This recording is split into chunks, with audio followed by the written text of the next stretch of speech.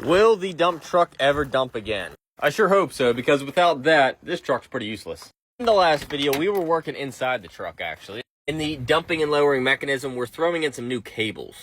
Let's spread out our creeper here and get to work. Coming underneath the truck, this is the cable that actuates the up and down of the bed. We did in the last video, up there turns the pump on and off. And my fight is with this jam nut setup right here. Unfortunately, it is so seized in there and you can't really fit a wrench in here. You can't go anywhere. You have a line here and you have a bracket there. We're probably gonna have to get a little bit creative on this one. Looks like up here is a mounting bolt and another one over here. Let's try and pull those off. Maybe this whole bracket can come out and then we can work with it down here where we have room. Here is our bracket, but more importantly, here was definitely our problem.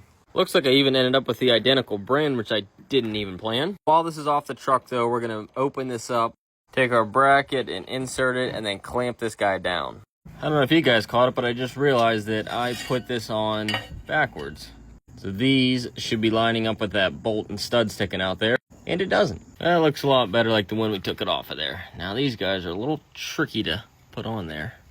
Bracket and line secured in place. Now we're just getting this secured to the mechanism that controls the valve to go up and down to make the bed go up and down. We got these guys to clamp in nice and tight, so fortunately they all stay. And this thing does its job. It goes up, it pulls the cable in and out. This one for PTO also pulls the cable in and out, so it'll do its job down below. Before these, you had to rip and fight and pull and pull and pull. Now it's just like butters, back and forth, 2 fingers. Just the way we want it. Feel confident enough we can kind of put this piece all back together, put the cage on it, secure it all, and we should be good up here. Everything is nice and happy again. This guy is secured in place, put away. And I'm very happy about that because laying over this thing inside the truck is getting a little bit old. Time to work under the truck, but unfortunately, someone stole my creeper. I was thinking we fill this guy up with fluid now that we have it. But when I was under here, I kind of discovered something. Messing with this cable, I see someone tried to do the old farm fix and slap some gasket maker on the side of this. Without washing it to know, just by the amount of fluid here, I'm assuming this guy is either a leak, part of the leak, or a big leak. I think it's worth trying to address, so let's try and pull this guy out, a couple fill-ups, and see what we can do for a gasket here. I know about nothing about PTOs in this kind of style, so finding seals may be tricky, but we'll at least see what we're working with here. Maybe we can make something. Looks like the last guy stripped that out for me. Dang it. Well, that kind of sucks. I guess we're just gonna run this and see how bad the leak is, if we gotta somehow cut that off or do what we gotta do, but I guess we'll see how bad it is compared to how much we want to end up possibly destroying this. Also seeing a leak tracing it up to the bottom of this. You know what?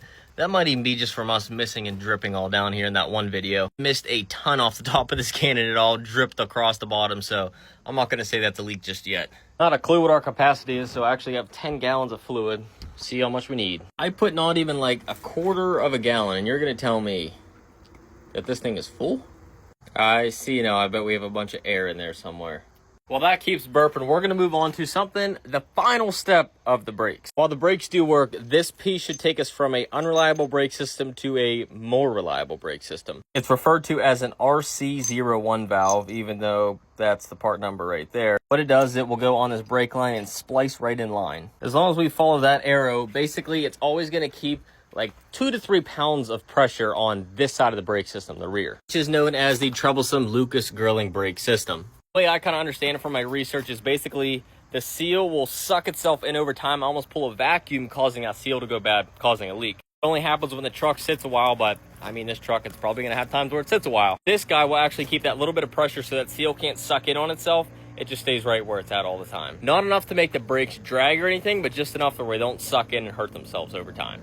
I'll be the first to tell you, I am no brake flaring guru. Very rarely do I get into this, but hopefully enough to be dangerous here. Mount it to one of these holes here, so that way we don't have to drill another hole in the frame. So let's go right above here.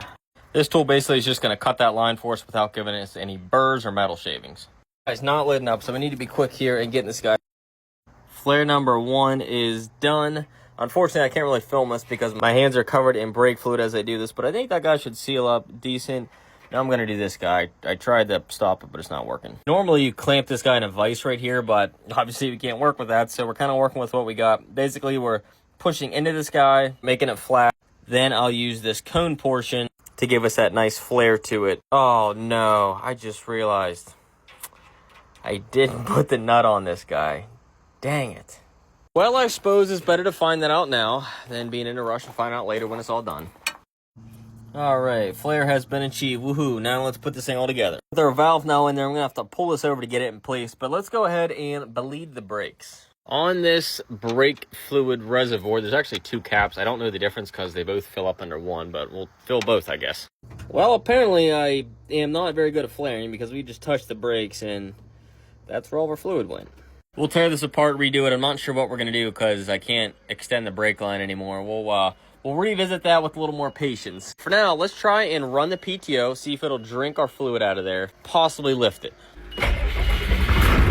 Clutch in, PTO in, see what happens here. So no different noises yet. Let's see what this does, if anything. Nothing on that. Clutch back in, turn this off. Now let's see if we drank any of that fluid. Everything is still sturdy, didn't move. Yes, it most certainly drank all of it. Let's put some more back in. We've got some foam once we got to the top. It must be turning in there, and we took probably about 2 more gallons. Start it up, do the same thing. All right, let's check it again. We're still pretty full with foam there. Kind of makes me curious. Under the truck, something I question is priming it, and I wonder if one of these got to be suction, one's got to be returned, then we got to have a pressure. I guess we have a 4th hose up there. But I'm questioning if I should crack one of those that goes to the little reservoir. That way I can push all the air out to here. Instead of potentially airlocking the pump is maybe a thought. Whatever this guy is, it definitely has fluid up to it. Let's close that back up. This one's a little harder to get to, but I do question about this guy now because that's the other one that runs to the reservoir.